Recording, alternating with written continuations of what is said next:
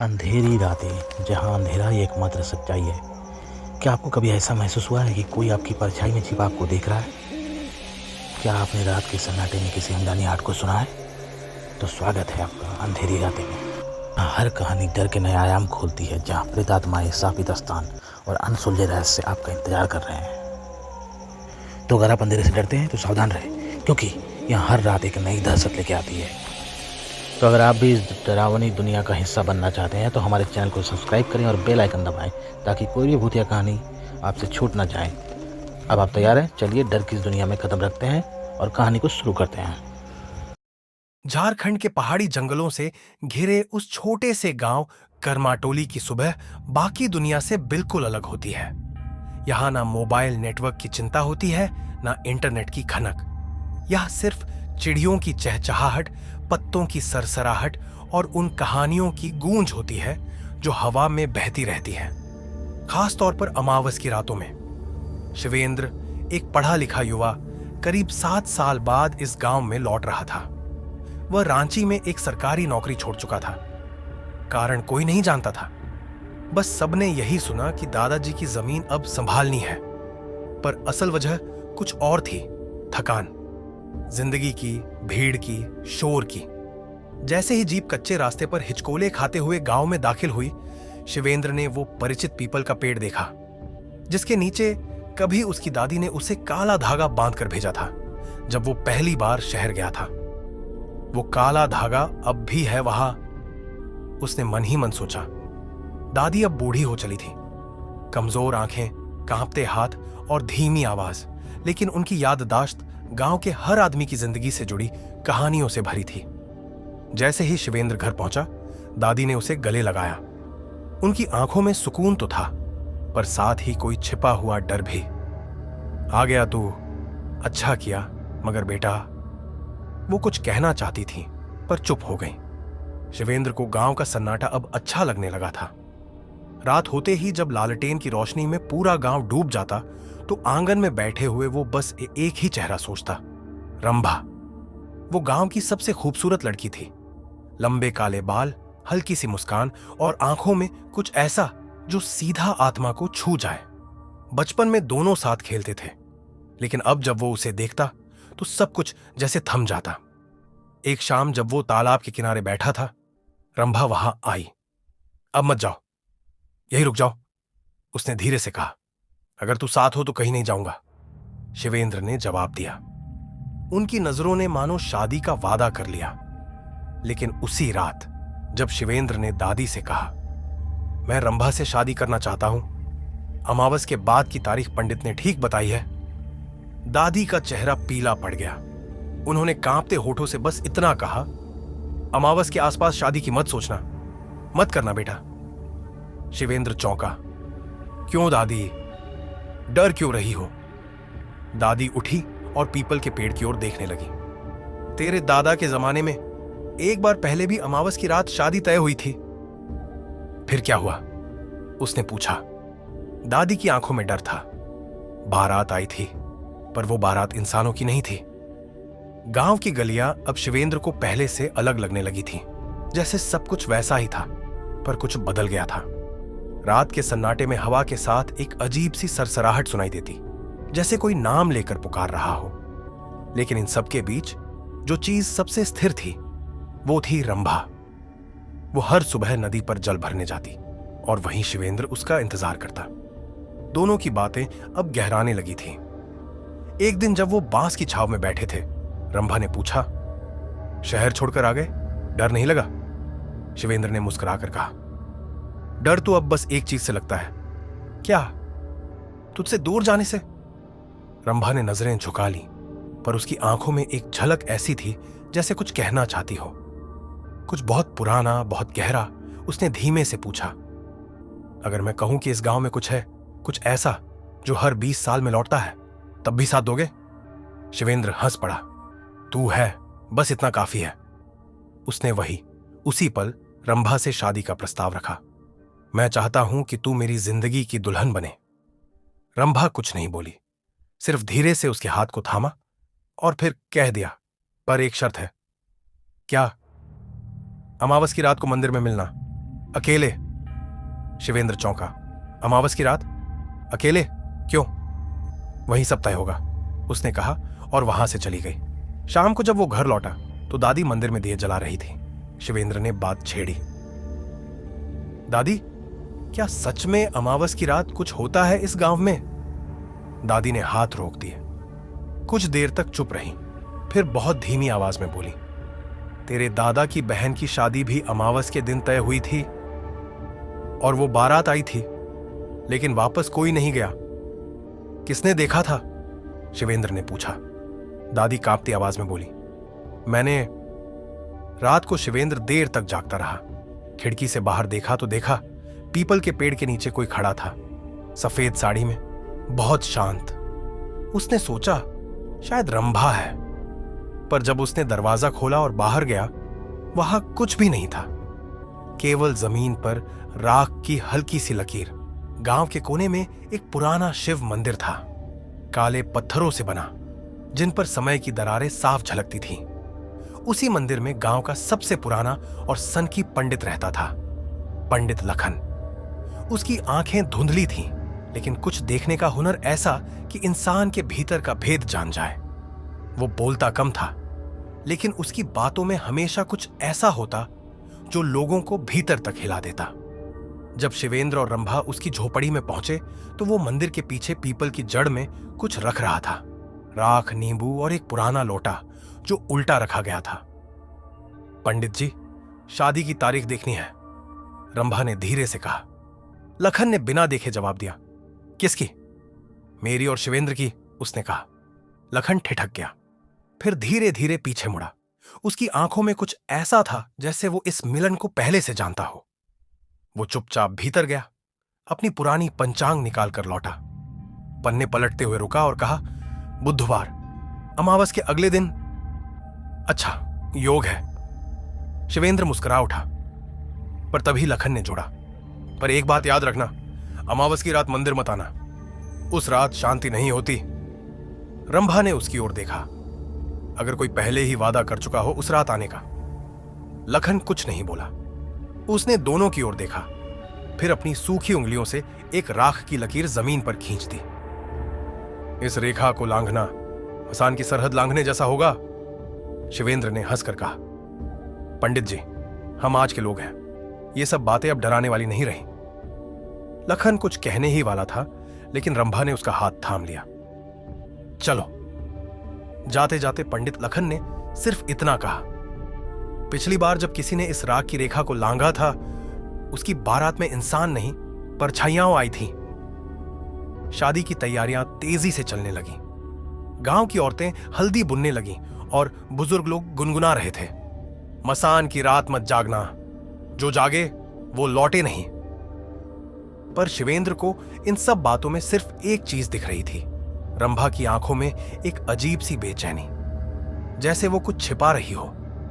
एक रात जब दोनों अकेले मिले, शिवेंद्र ने कहा, कुछ बात है जो तू नहीं कह रही।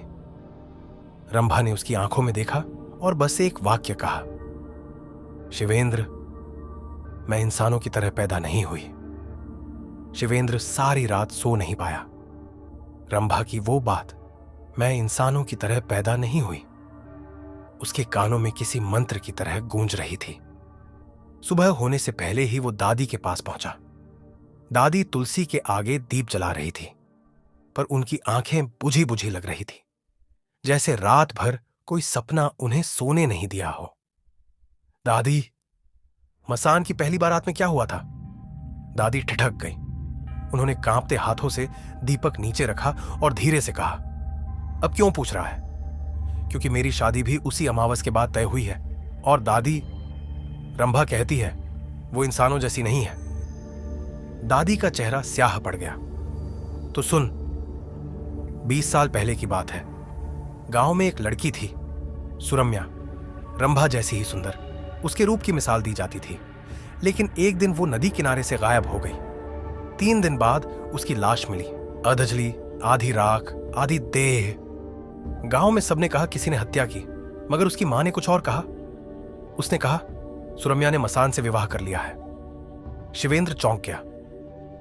मसान से विवाह? दादी ने सिर हिलाया।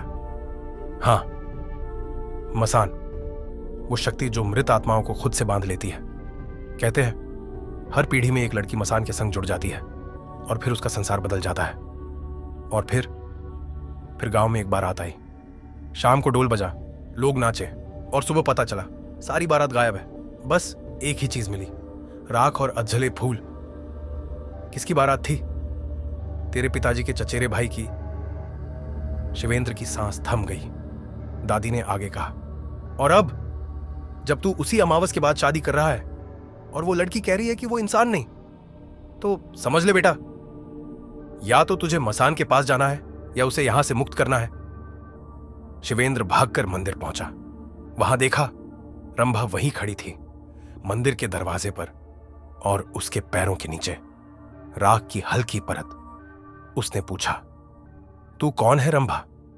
रंभा ने धीमे से उत्तर दिया, जिसका विवाह अधूरा छूटा था, जो आज भी अपने दूल्हे का इंतजार कर रही है। मैं सुरम्या की परछाई हूं, शिवेंद्र। मंदिर की सीढ़ियां राख से भरी थी और हवा में एक हल्की सी गंध तैर रही थी, चिता की अधजली लकड़ियों की। शिवेंद्र के सामने खड़ी रंभा अब वो नहीं रही जिसे उसने चाहा था। वो अब किसी और लोक की दुल्हन थी। मैं सुरम्या की परछाई हूं। उसके होंठ कांप रहे थे, लेकिन आंखों में आंसू नहीं थे, जैसे रोना सीखा ही नहीं। जिस दिन मेरी चिता जली उस दिन मैं मरी नहीं थी शिवेंद्र, मैं जिंदा थी। किसी ने मुझे जबरन आग में फेंका। मेरे गहने, मेरे कपड़े सब उतार लिए गए और मसान के घाट पर मुझे अधजली छोड़ दिया गया। मेरे शरीर की राख और मेरी आत्मा की चीख दोनों वहीं अटकी रही। शिवेंद्र के गले से शब्द नहीं निकले। रंभा ने आगे कहा, मसान के देव ने मुझे थामा और कहा, तेरी अग्नि अधूरी है, अब तू मेरी दुल्हन है, और जब कोई इंसानी दूल्हा तुझे अपनाने की हिम्मत करेगा तब तू मुक्त हो सकेगी। मैं हर 7वें साल एक रूप धरती हूं, एक शरीर, एक चेहरा, एक नाम, लेकिन आत्मा वही रहती है, अधजली, अधूरी। शिवेंद्र की सांसें तेज हो गईं। तो क्या तू मुझे भी? रंभा ने सिर झुका लिया। नहीं, मैं तुझे मसान का हिस्सा नहीं बनाना चाहती, पर तेरे साथ मेरा संबंध तय हो गया है, और अब अगर तू पीछे हटा तो मसान की अगली बारात आएगी, और इस बार सिर्फ एक दूल्हा नहीं, पूरा गांव राख हो जाएगा। मंदिर की घंटियां अचानक तेजी से बजने लगी। कोई नहीं था वहां, लेकिन हवा में किसी और की उपस्थिति थी। रंभा पीछे मुड़ी और बोली, वो आ गया है, मसान। तभी शिवेंद्र के पीछे की दीवारें काली होने लगी, मंदिर के पत्थर धीरे धीरे चटकने लगे, और वहां छाया के गर्भ से एक आकृति उभरी। उसकी आंखें अंगारों जैसी, सिर पर राख का मुकुट, और पूरा शरीर धुएं की लपटों से बना था। वो बोला नहीं, लेकिन उसकी उपस्थिति ने शिवेंद्र को भीतर तक जला दिया। रंभा ने उसका हाथ थामा। अब सिर्फ एक रास्ता है, या तो तू मुझे पूर्ण रूप से अपना बना ले, आग, मंत्र और मृत्यु के बीच, या मसान तुझे निगल जाएगा। मंदिर की छतों से राख टपक रही थी और जमीन पर चिता की लकड़ियां खुद सुलगने लगी थी। हवा में कोई प्राचीन मंत्र गूंज रहा था, ऐसा मंत्र जो किसी वेद या पुराण में नहीं, सिर्फ मसान की आत्माओं की जबान में था। शिवेंद्र ने महसूस किया जैसे कोई उसे अंदर से जला रहा हो। रंभा का हाथ अब ठंडा नहीं था, वो तप रहा था, जैसे वो खुद अग्नि हो। अब या तो मैं मुक्त हो जाऊं या तू राख हो जाए। रंभा की आंखों में एक साथ प्रेम और पीड़ा का समंदर था। शादी इस लोक में नहीं होगी शिवेंद्र, मसान के देव ने कहा है। अगर कोई मुझे सच में पत्नी के रूप में स्वीकारे तो उसे अग्नि की 3 परिक्रमाएं करनी होंगी, पर हर परिक्रमा के बाद एक परीक्षा होगी, मौत से भरी परीक्षा। शिवेंद्र ने दृढ़ स्वर में कहा, मैं तैयार हूं। रंभा चौंकी। जान दे देगा? अगर तेरे साथ जुड़ने से तुझे मुक्ति मिलती है तो मैं उसे ही मोक्ष मानूंगा। पहली परिक्रमा। शिवेंद्र ने राख की अग्नि के चारों ओर पहला चक्कर लगाया। हवा तेज हुई और सामने उसकी मां की अधजली लाश प्रकट हुई। वो चीख पड़ी, बेटा, रंभा चुड़ैल है, मत बांध खुद को, मैं तेरी मां हूं। लेकिन रंभा पीछे खड़ी थी, उसकी आंखें नम थीं। शिवेंद्र रुका नहीं। तू मेरी मां नहीं, तू मसान की परछाई है। लाश राख में बदल गई। दूसरी परिक्रमा। इस बार जमीन कांपने लगी। उसके पांवों के नीचे से उसका अपना शव बाहर निकला। वही चेहरा, वही कपड़े, आंखें बंद।